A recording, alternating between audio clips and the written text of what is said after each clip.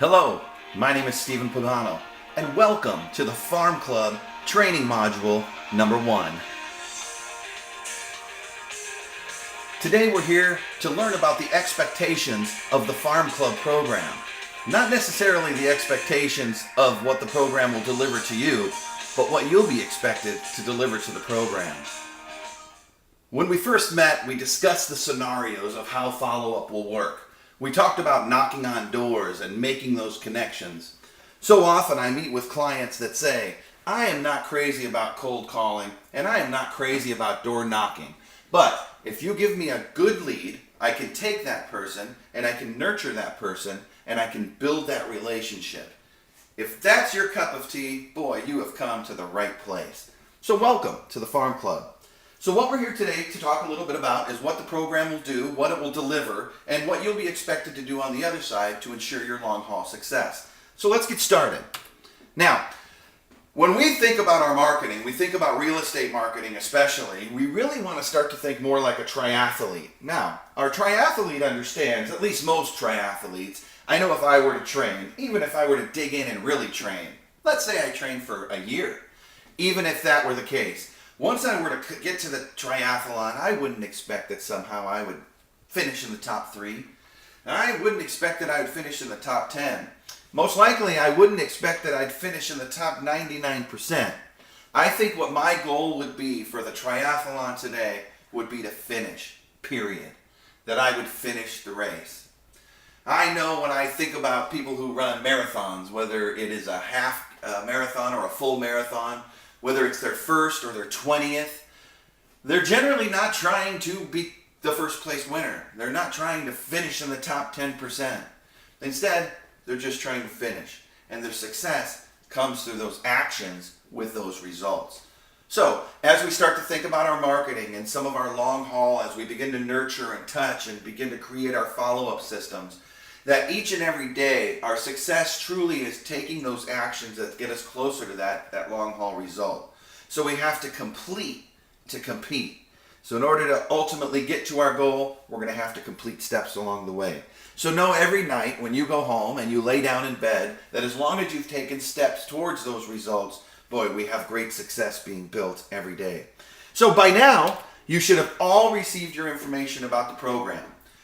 You should have received calling dates, sample scripts. I also set some follow-up techniques and different ideas over to you preliminarily so you can start to take a look at those. If you have not received your information, would you please give us a call at 1-800-590-4AMS and ask for it today? We sure would appreciate that. Take a moment, review the information that you've received, take a look at those calling dates. Remember, calling dates can be changed at any time. All you need to do is just let us know. And the sample scripts are jump-off points, if you will. They're beginning ideas that you and I can build long-haul scripts that work best for you. So you may like an idea in one script and an idea in script 2, and then also have your own ideas. Let's talk about those and custom tailor scripts that work best for your individual campaign. Since we'll be together for the next 48 weeks, this is what the leads will actually look like when they come across your desk. So, what we have is a bit of information here. We have, of course, the from column is always the name of your personal assistant. So you'll be able to say, you spoke with my assistant, Brad. That will always put you right in the position to understand who made the call for you last night. You'll always see that right on the lead sheet. Then what we have is a bit of information that's down on the bottom there. So we have the gentleman's name, Victor Smith. We have contact information. If he was a non-owner occupied property, you would see the mailing address as well as the site address. And then we always give you a synopsis or a paragraph that breaks down what we discussed in our initial phone call. I spoke with Mr. Smith. He shared that he's putting the property on the market in July, so on and so on. So what happens is this gives you a great hard copy. What most people do is they print this out. Now they've got a hard copy in hand. The second thing that comes along with each of the leads is a WAV file or a recording of the actual call that we made. That will come as a separate attachment, and what will happen, it'll be named whatever. So here it's Victor Smith, so the WAV file would be named Smith. And what you'll be able to do is to click on that WAV file and actually hear the call from the moment we said hello until the moment we said goodbye. You'll get to hear everything. What's most important, what I want you to listen for, is you'll hear the sincerity to the sarcasm. You can hear us ask questions that are important to them. You can hear us land on things that mean something to them and in how they react. Then, you'll also have the opportunity to hear questions we ask that they could care less about. Well, you know not to focus on that data. Instead, we focus on trying to wrap our ideas or our follow-up around what their long-haul plans are and what really pushes their buttons. So by listening to the actual call go down, you have real confidence in your follow-up and you've gained an extra bit of information. Along with this, we will also include a demographic page that breaks down all the demographics for the Smith family, whatever we might have, and we talked about that in our initial meeting together. So demographics are also included, and they're a part of the program. So let's get into the nitty-gritty. Let's talk a little bit about this. So this is what we consider our follow-up plan, and I've emailed this out to everybody so far. Did you receive it? If you didn't, please give us a phone call and let us know, and I'll be sure to get you a copy right away.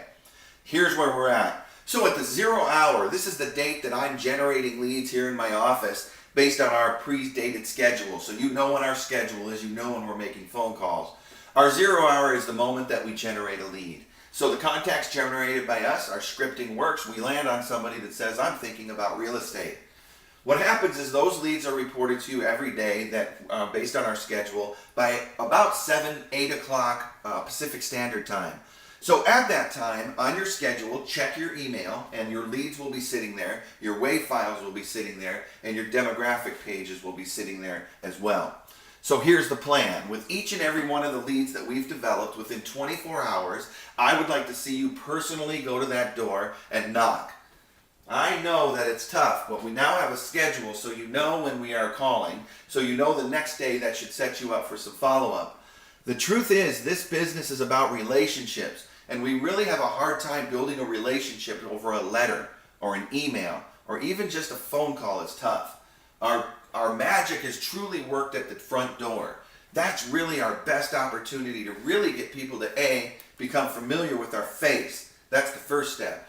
2 is that they would begin to like who we are. They like our knowledge, they like our smile, they like a lot of things about us that we just can't show over the telephone. So that personal knock is always a great idea within 24 hours. Now I promise, you're not going to be a salesperson at the door. It's a simple knock that says, I happen to be on my way home and I thought I'd stop by and say hi. Most of the time, my clients, they don't even have a business card with them in that first knock. Instead, they're just stopping by to say hello, to put a name with the face, to connect that I have a report, I have information, I have information about the neighborhood, sales, activity, whatever it might be, and I'm going to put that in your hands. But the purpose of my first stop by, my first pop in, my first hello, is to simply say hello. So objective 1, and you see that on the left side there, is to introduce and brand who I am. You spoke with my assistant Brad, and I wanted to check in and let you know that this is who I am and connect that name in the face. And then objective 2 is we're in that initial meeting is we're going to introduce some type of report, a newsletter, a magazine, something that you will be providing to them sometime shortly. So what happens is we're at the door. We happen to be on our way home. We often work here in the neighborhood, so I thought I'd stop by and I thought I would say hello. I have a great report or a newsletter or a magazine, and I wanted to make sure that I get that to you. Is it best that I send that to you via email, or is it better that I drop one off? So now what we're doing is we're also querying for that email at that moment. You'll see as we make phone calls that we consistently ask for those email addresses. But it's nice that you can ask for that as well. So that's our first knock. It's easy. It's just a quick hello, I'm in the neighborhood, I've got something great, I'm going to put it in your hands. Remember, no matter where they're at, you will insist on helping. They will tell you, oh, I won't sell for 9 months, you don't need to bother with that quite now. You'll say, it's what I do. I insist on helping, let me share this information with you. Because the truth is, we really should become farm famous. And we become farm famous by creating relationships with people before they actually pull the trigger on a transaction. That way they trust us. They call us their go-to for real estate. So that's the objective number 1 and objective number 2 in our very first call. We've got approximately 5 days in between the moment that you first knocked and the moment that this materials, whatever it is now being received by the homeowner. You've dropped it off, you've emailed it over, whatever it might be. But what I want you to do is whatever materials you send over, you're going to embed a few gems. Now, here's what I'm calling gems. These are ideas that will further the conversation once we get to the door, and I'll explain that in a minute. So, 0 hour, we've generated the lead. At 24 hours later, you're knocking on the door just to happen to be in the neighborhood and say hello. Promise that some great materials are coming. Within 4 to 5 days of our 0 hour, we've now got those materials, have been mailed, emailed, dropped off, and received by our homeowner. And now, about 7 days later, 6 to 7 days later, you're going to knock on that front door again. Here we've got two objectives. Objective number one is we're going to ensure the delivery of our materials. We know we dropped it off, but we're going to make sure they got it. And then we're going to use some of those embedded gems. So often when you get to the door, this is how this works. You talk to somebody, they say, "Did you receive it?" They say, "I sure did." You say, "Did you have any questions?" They say, "No, I sure don't." Well, where do we go from there? Our embedded gems will further the conversation. So, I need you to find 2 or 3 hot points about each home and or neighborhood or community that you'll embed into each one of these. For example, when he says, "No, I don't have any further questions," then you'll be able to further the conversation by saying, "Did you notice that homes on our street sell quicker than homes anywhere in the neighborhood? Let me explain why.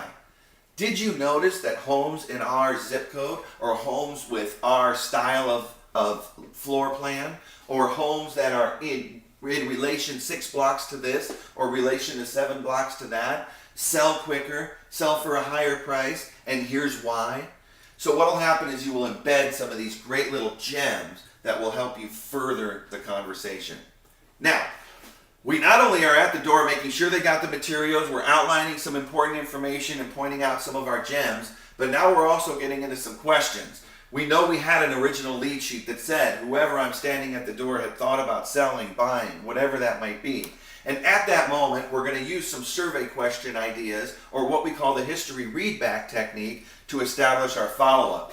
So what we're going to do at this particular moment is to just read back. You know, when I was talking to my assistant Brad, he mentioned that you might be transferred to Dallas, Texas, and that might happen in 6 months. Could you tell me a little more about that? And so using our history readback techniques, all that does is very simply places you directly into the call. Because you're reading back history, now all the target or the homeowner needs to do is to just agree with that information and say, "Yes, that was the plan." And now you are directly involved in that conversation. So that's our objective one. So now we're at the door, we're making sure they receive the materials, we're outlining and furthering the conversation with some of our important gems, and now we've got some survey questions and we're establishing our long-term follow-up. What is our long-term follow-up plan? Well, it's simple. We want to definitely land an email address wherever we can, and we want to send a personalized email every 15 days. Market activity, what's going on in the community. It can be anything. Where's the Santa parade around Christmas time, and where are they having 4th of July fireworks? It can be absolutely anything. So what happens is these personalized emails aren't a bulk campaign where you add somebody to a list and somehow they just start to receive automated emails. Instead, these are emails that you will personalize when you send them out. Then we also have personal calls and visits at least every, I say, 60 to 90 days. We want to be at that front door. We want to be knocking on the door. We want to happen to be in the neighborhood often. We want to visit. We want to have community events that we're inviting them to. We want to let them know about home sales and what's happening in our market. You know, one of the greatest ideas that I've seen is this. With each and every home, they all have very particular and specific characteristics. It may be a tract community where there's really only 6 or 7 models of homes, but some homes have been customized, if you will, and things are different. So one of the greatest follow-up techniques that we've seen is that you would know each home individually, and whenever a home came on the market that really was similar to theirs, not kinda, not close to, but wow, that's really close to what you have, now we're talking. Then we bring over some personal information about that and say, you know, I was thinking about you. If you get the View magazine, or there's any type of magazine that it comes on a monthly, bi-monthly, or a subscription basis, Here's another great opportunity to drop one off.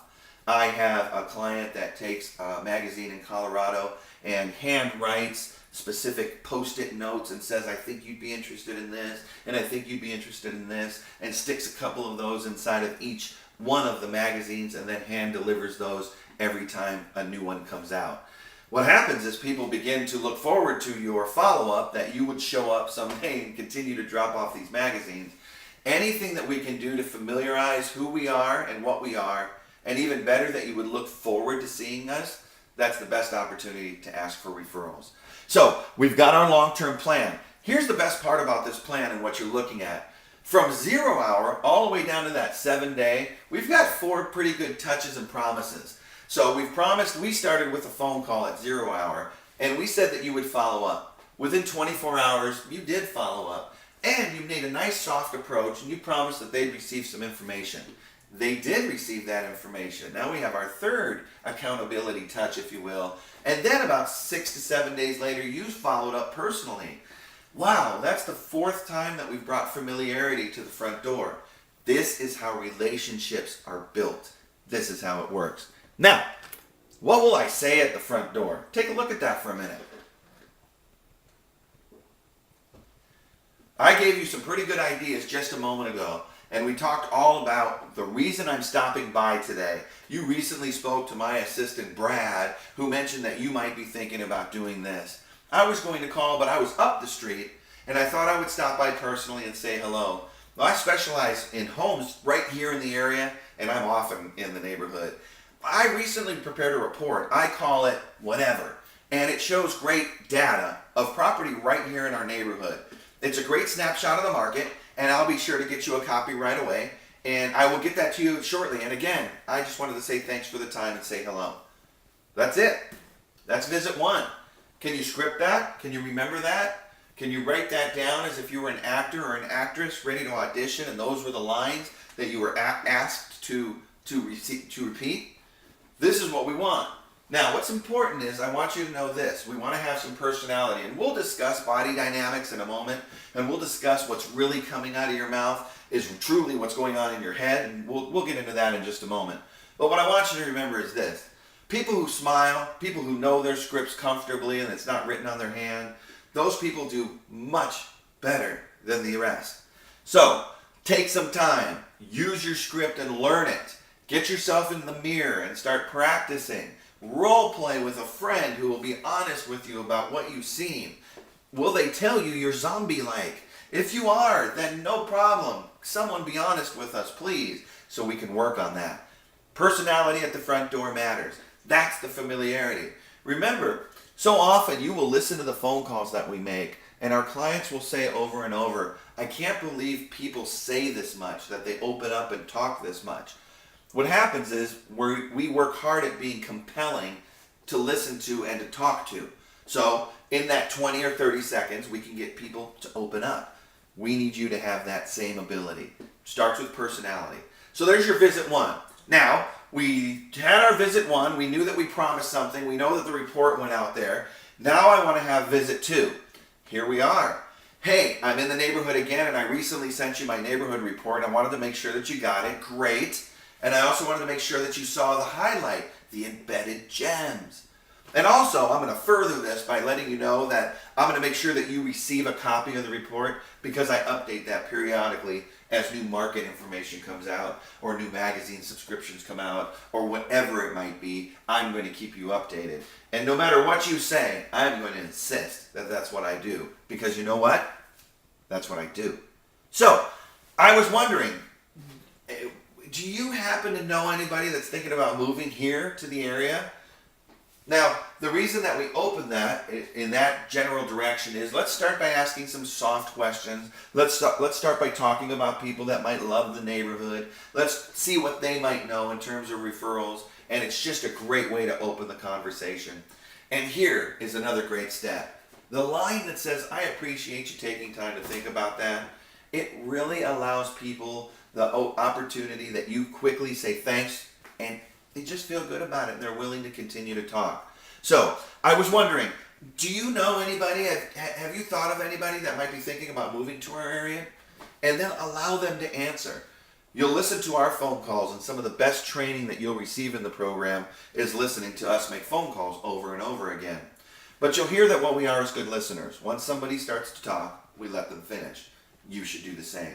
So, once we get down, hey, I appreciate you taking the time to think about that. Mr. Jones, how long have you lived here at this address? And then, although we might know this because we've heard this already in our initial lead that was reported, we asked the question, but you're going to re-ask the question. If you were to go, where would you go next? And get them to start to open up about those opportunities. All of these truly are questions that really just further the relationship.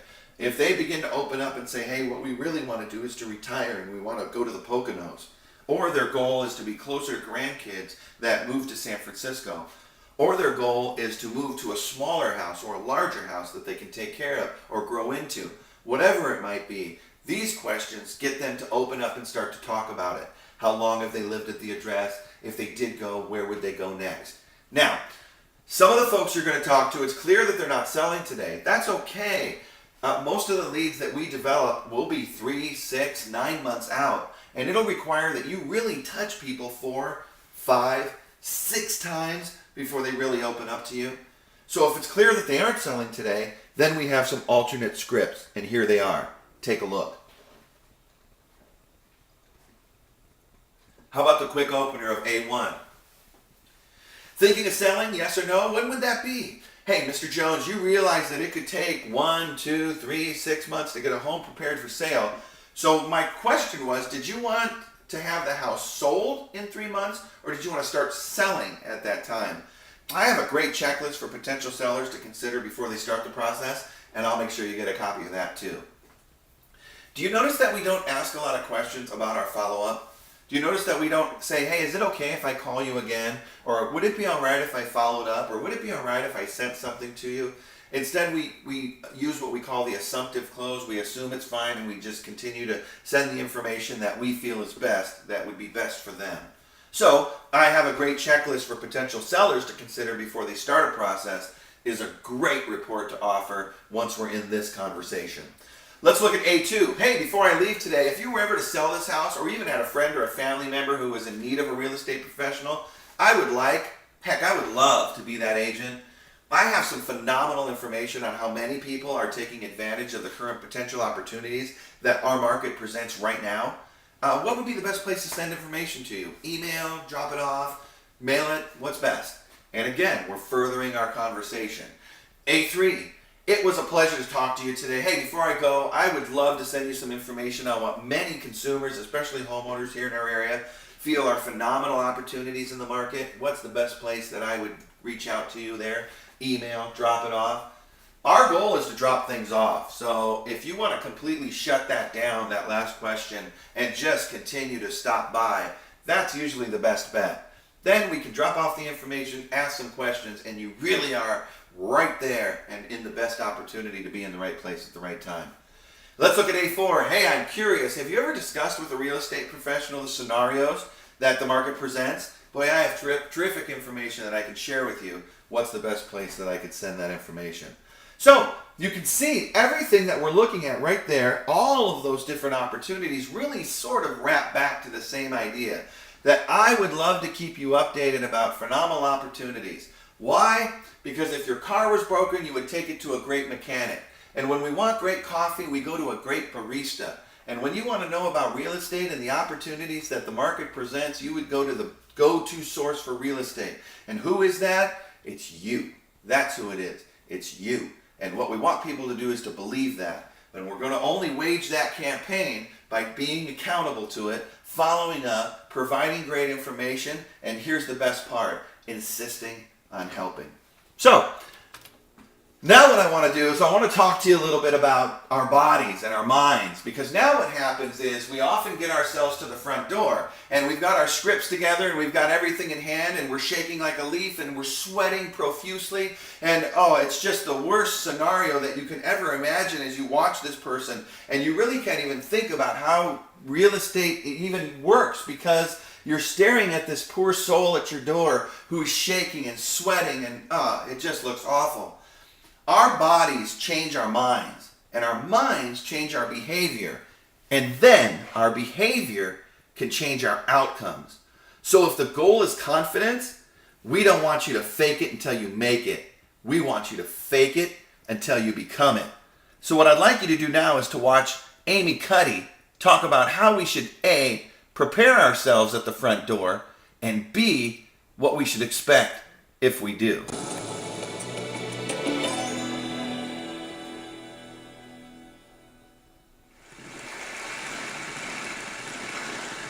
So I want to start by offering you a free, no-tech life hack.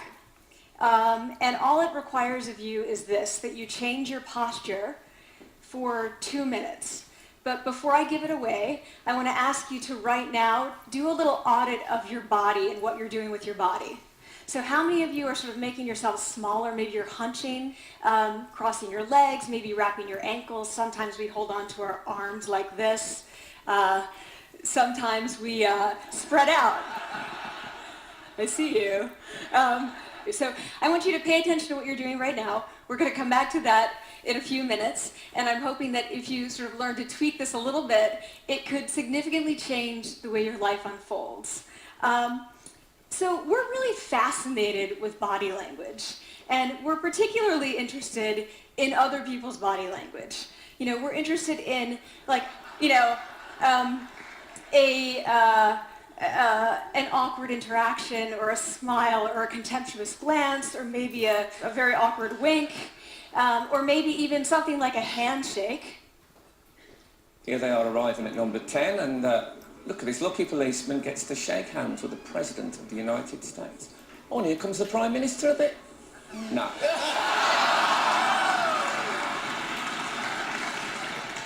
So a handshake or the lack of a handshake can have us talking for weeks and weeks and weeks, even the BBC and the New York Times.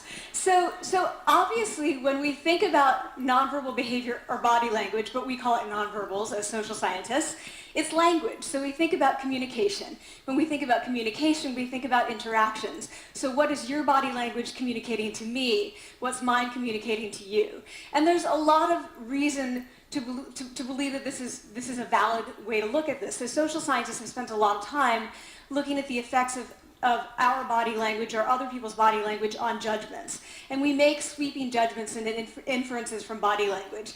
And those judgments can predict really meaningful life outcomes like who we hire or promote, who we ask out on a date. For example, Nalini Ambady, a researcher at Tufts University, shows that when people watch 30-second soundless clips of real physician-patient interactions, their judgments of the physician's niceness predict whether or not that physician will be sued. So it doesn't have to do so much with whether or not that physician was incompetent, but do we like that person and how they interacted? Even more dramatic, Alex Todorov at Princeton has shown us that judgments of political candidates' faces in just 1 second predict 70% of US Senate and gubernatorial race outcomes. And even, let's go digital, emoticons used well in online negotiations can lead you to claim more value from that negotiation. If you use them poorly, bad idea, right? So when we think of nonverbals, we think of how we judge others, how they judge us, and what the outcomes are. We tend to forget, though, the other audience that's influenced by our nonverbals, and that's ourselves. We are also influenced by our nonverbals, our thoughts and our feelings and our physiology. So what nonverbals am I talking about? I'm a social psychologist, I study prejudice, and I teach at a competitive business school. So it was inevitable that I would become interested in power dynamics. I became especially interested in nonverbal expressions of power and dominance. And what are nonverbal expressions of power and dominance? Well, this is what they are. So in the animal kingdom, they are about expanding. So you make yourself big, you stretch out, you take up space, you're basically opening up. It's about opening up. And this is true across the animal kingdom. It's not just limited to primates, and humans do the same thing. So they do this both when they have power sort of chronically, and also when they're feeling powerful in the moment. And this one is especially interesting because it really shows us how universal and old these expressions of power are. This expression, which is known as pride, Jessica Tracy has studied, she shows that people who are born with sight and people who are congenitally blind do this when they win at a physical competition. So when they cross the finish line and they've won, it doesn't matter if they've never seen anyone do it, they do this. So the arms up in the V, the chin is slightly lifted. What do we do when we feel powerless? We do exactly the opposite. We close up, we wrap ourselves up, we make ourselves small. We don't want to bump into the person next to us. So again, both animals and humans do the same thing. And this is what happens when you put together high and low power. So what we tend to do when it comes to power is that we complement the other's nonverbals. So if someone's being really powerful with us, we tend to make ourselves smaller. We don't mirror them, we do the opposite of them. So I'm watching this behavior in the classroom, and what do I notice? I notice that MBA students really exhibit the full range of power nonverbals. So you have people who are like caricatures of alphas, like really coming into the room. They get right into the middle of the room before class even starts, like they really want to occupy space. When they sit down, they're sort of spread out, they raise their hands like this. You have other people who are virtually collapsing when they come in. As soon as they come in, you see it. You see it on their faces and their bodies, and they sit in their chair and they make themselves tiny, and they go like this when they raise their hand. I noticed a couple things about this. One, you're not going to be surprised, it seems to be related to gender. So women are much more likely to do this kind of thing than men. Women feel chronically less powerful than men, so this is not surprising. But the other thing I noticed is that it also seemed to be related to the extent to which the students were participating and how well they were participating. And this is really important in the MBA classroom because participation counts for half the grade. So business schools have been struggling with this gender grade gap. You get these equally qualified women and men coming in, and then you get these differences in grades, and it seems to be partly attributable to participation. So I started to wonder, okay, so you have these people coming in like this, and they're participating. Is it possible that we could get people to fake it, and would it lead them to participate more? So my main collaborator, Dana Carney, who's at Berkeley, and I really wanted to know, can you fake it till you make it? Like, can you do this just for a little while and actually experience a behavioral outcome that makes you seem more powerful? So we know that our nonverbals govern how other people think and feel about us. There's a lot of evidence, but our question really was, do our nonverbals govern how we think and feel about ourselves? There's some evidence that they do. So, for example, when we smile when we feel happy, but also when we're forced to smile by holding a pen in our teeth like this, it makes us feel happy. So it goes both ways. When it comes to power, it also goes both ways. So when you feel powerful, you're more likely to do this. But it's also possible that when you pretend to be powerful, you are more likely to actually feel powerful. So the second question really was, so we know that our minds change our bodies. Is it also true that our bodies change our minds? And when I say minds, in the case of the powerful, what am I talking about? So I'm talking about thoughts and feelings and the sort of physiological things that make up our thoughts and feelings. And in my case, that's hormones. I look at hormones. So what do the minds of the powerful versus the powerless look like? So powerful people tend to be, not surprisingly, more assertive and more confident, more optimistic. They actually feel that they're going to win even at games of chance. They also tend to be able to think more abstractly. So there are a lot of differences. They take more risks. There are a lot of differences between powerful and powerless people. Physiologically, there also are differences on two key hormones, testosterone, which is the dominance hormone, and cortisol, which is the stress hormone. So what we find is that high-power alpha males in primate hierarchies have high testosterone and low cortisol. And powerful and effective leaders also have high testosterone and low cortisol. So what does that mean? When you think about power, people tended to think only about testosterone because that was about dominance. But really, power is also about how you react to stress. So do you want the high-power leader that's dominant, high on testosterone, but really stress reactive? Probably not, right? You want the person who's powerful and assertive and dominant, but not very stress reactive, the person who's laid back. So we know that in primate hierarchies, if an alpha needs to take over, if an individual needs to take over an alpha role sort of suddenly, within a few days, that individual's testosterone has gone up significantly and his cortisol has dropped significantly. So we have this evidence, both that the body can shape the mind, at least at the facial level, and also that role changes can shape the mind. So what happens, okay, you take a role change, what happens if you do that at a really minimal level, like this tiny manipulation, this tiny intervention? For 2 minutes you say, I want you to stand like this, and it's going to make you feel more powerful. So this is what we did. We decided to bring people into the lab and run a little experiment.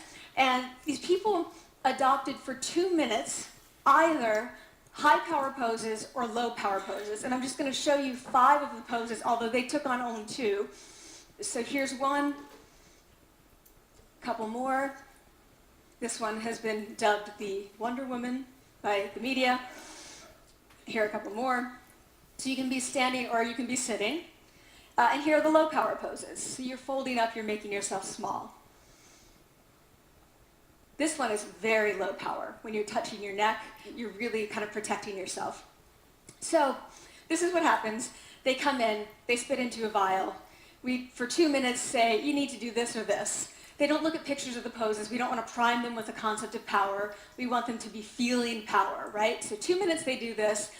We then ask them, how powerful do you feel on a series of items? And then we give them an opportunity to gamble. And then we take another saliva sample. That's it. That's the whole experiment. So this is what we find. Risk tolerance, which is the gambling. What we find is that when you're in the high power pose condition, 86% of you will gamble. When you're in the low power pose condition, only 60%. And that's a pretty whopping significant difference. Here's what we find on testosterone. From their baseline when they come in, high power people experience about a 20% increase, and low power people experience about a 10% decrease. So again, 2 minutes and you get these changes. Here's what you get on cortisol. High power people experience about a 25% decrease, and the low power people experience about a 15% increase. So 2 minutes lead to these hormonal changes that configure your brain to basically be either assertive, confident, and comfortable, or really stress reactive, and feeling sort of shut down. And we've all had that feeling, right? So it seems that our nonverbals do govern how we think and feel about ourselves. So it's not just others, but it's also ourselves. Also, our bodies change our minds.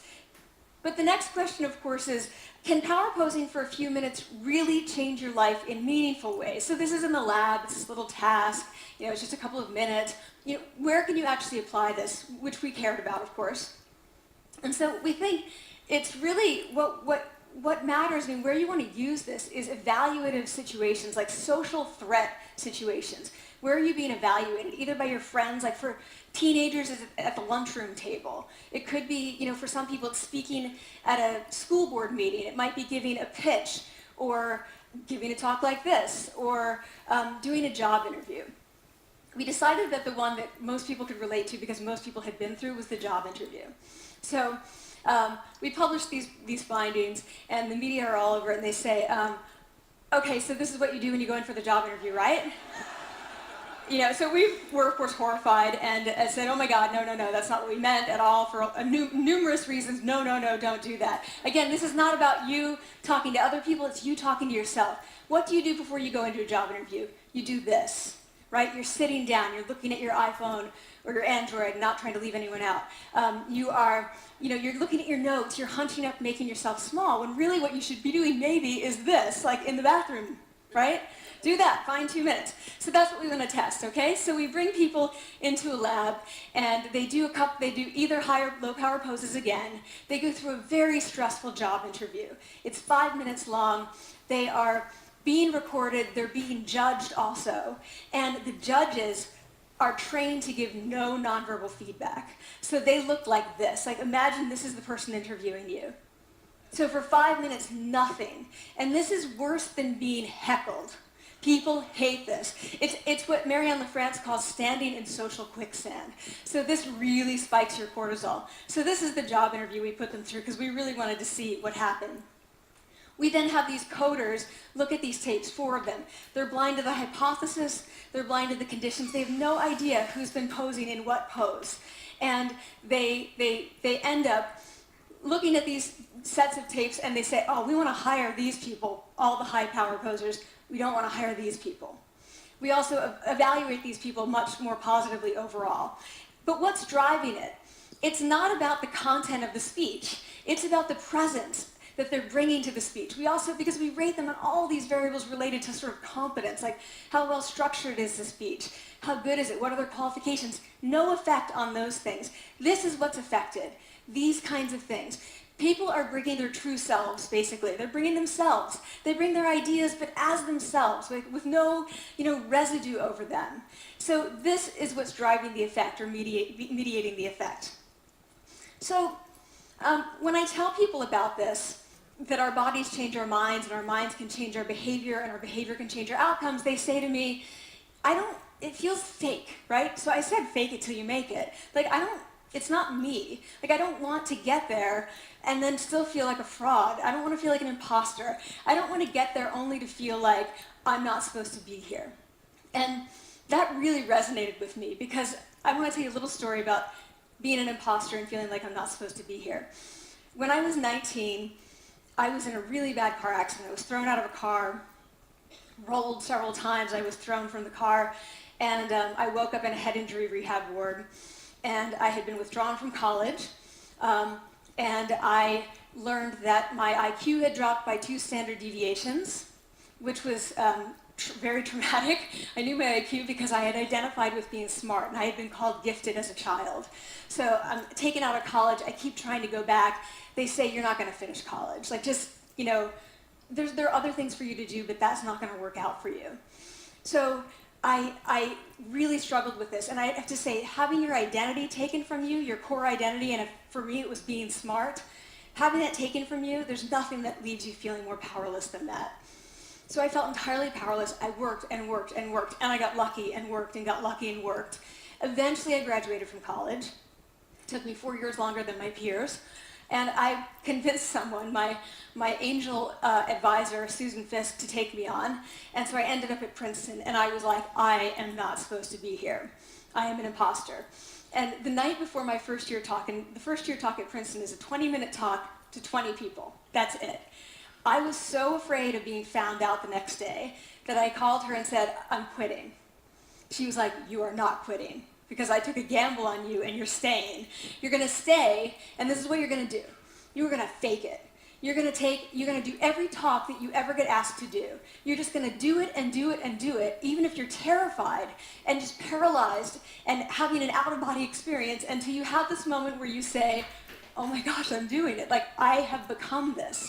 I am actually doing this. So that's what I did. 5 years in grad school. A few years, I'm at Northwestern. I moved to Harvard. I'm at Harvard. I'm not really thinking about it anymore, but for a long time I had been thinking, not supposed to be here, not supposed to be here. So the end of my first year at Harvard, a student who had not talked in class the entire semester, who I had said, look, you've got to participate or else you're going to fail, came into my office. I really didn't know her at all. And she came in totally defeated, and she said, I'm not supposed to be here.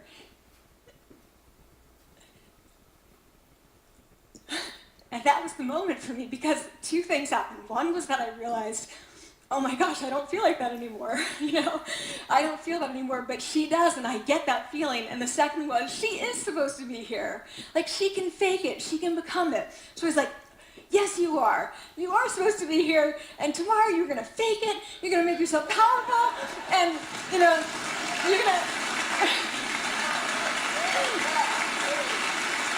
and you're going to go into the classroom, and you are going to give the best comment ever, And she gave the best comment ever. And people turned around, they were like, oh my God, I didn't even notice her sitting there, She comes back to me months later, and I realized that she had not just faked it till she made it, she had actually faked it till she became it. So she had changed. And so I want to say to you, don't fake it till you make it. fake it till you become it. You know, it's not do it enough until you actually become it and internalize. The last thing I want to leave you with is this. Tiny tweaks can lead to big changes. So this is 2 minutes. 2 minutes, 2 minutes, 2 minutes. Before you go into the next stressful evaluative situation, for 2 minutes, try doing this in the elevator, in a bathroom stall, at your desk behind closed doors. That's what you want to do. Configure your brain to cope the best in that situation. Get your testosterone up, get your cortisol down. Don't leave that situation feeling like, oh, I didn't show them who I am. Leave that situation feeling like, oh, I really feel like I got to say who I am and show who I am. So I want to ask you first, both to try power posing, and also I want to ask you to share this science, because this is simple. I don't have ego involved in this. Give it away, share it with people, because the people who can use it the most are the ones with no resources and no technology and no status and no power. Give it to them, because they can do it in private. They need their bodies, privacy, and 2 minutes, and it can significantly change the outcomes of their life. Thank you.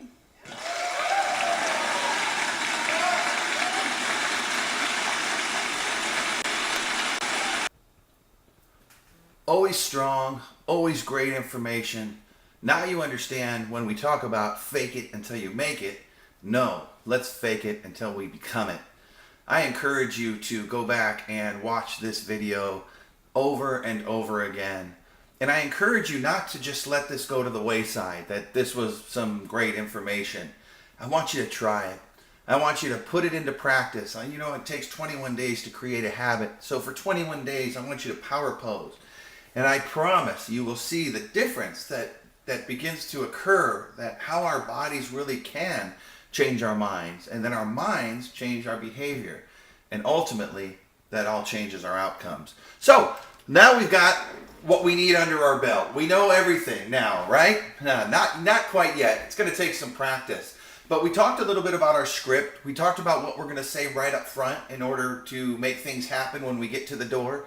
We talked about power posing and how we'll be prepared. We talked about mentally being prepared, physically being prepared, emotionally being prepared.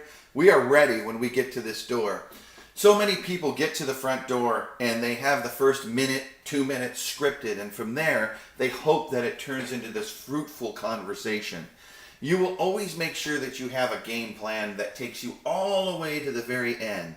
You want the end game in mind, which is long-term follow-up, and when is the next time that you and I will get together. So establishing your next follow-up plan is always your end game. So let's talk about 3 things that have to happen in order to make this successful. Remember, you are in control of the flow. You're controlling scripting. You're controlling the flow when you're standing at the door. You're controlling what you're going to get, and you're going to insist on helping people make that happen.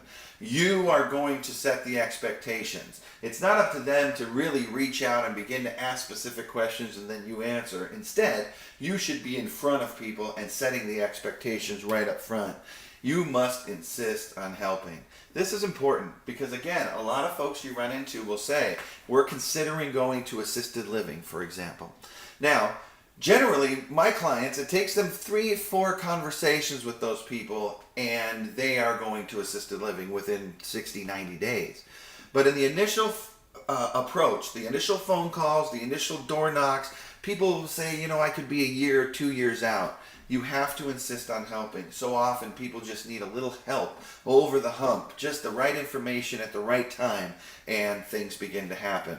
So we're going to control the flow. We're going to set those expectations. We're going to absolutely insist on helping. And then we are going to consistently deliver over and over again. You have completed Module 1 of our training for Farm Club. There's over 12 different modules and they are being added all the time on our online site. What I want to make sure that you do right now is, if you have not done this yet, please log on to our Training and Resource Center.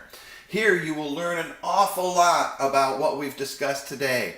There are scripts, there are reports, there are ideas, everything you need to continue to be successful. But first, you have to log on. So, head to our website. The website is on the screen there in the bottom right corner, 4ams.com.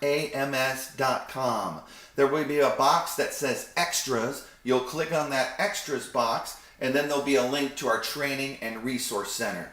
Log on today. You'll learn an awful lot about who we are. I'll talk to you soon.